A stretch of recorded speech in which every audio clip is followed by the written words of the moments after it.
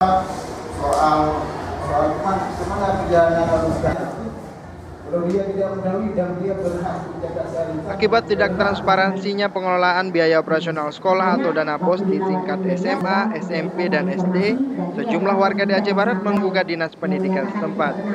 Sebanyak 14 sekolah di tingkat SMA, SMP, dan SD di Kabupaten Aceh Barat yang diwakili Dinas Pendidikan setempat mengikuti sidang gugatan dan informasi publik terkait transparansi pengelolaan dana BOS. Sidang ini berlangsung di Aula Kampus Sekolah Tinggi Islam Negeri Melabu dengan pemohon warga Aceh Barat.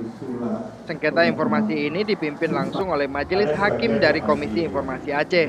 Dalam persidangan kali ini, warga atau pemohon menuntut diberikannya dokumen terkait pengelolaan dana BOS yang dikelola 14 sekolah tersebut. Ketua Komisi Informasi Aceh, Afrizal Cutra, menyebutkan, baru kali ini ada warga yang menggugat hingga ke persidangan terkait masalah pengelolaan dana BOS. Rencananya sidang berlangsung selama 2 hari dengan 6 kali sidang.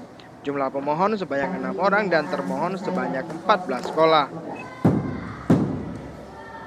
Lebih memastikan apakah pengajuan informasi itu dalam kewenangan Komisi Informasi Aceh, kemudian apakah legal standing antara pemohon dan termohon itu sesuai, kemudian apakah dokumen-dokumen yang dimohonkan itu dipahami bersama.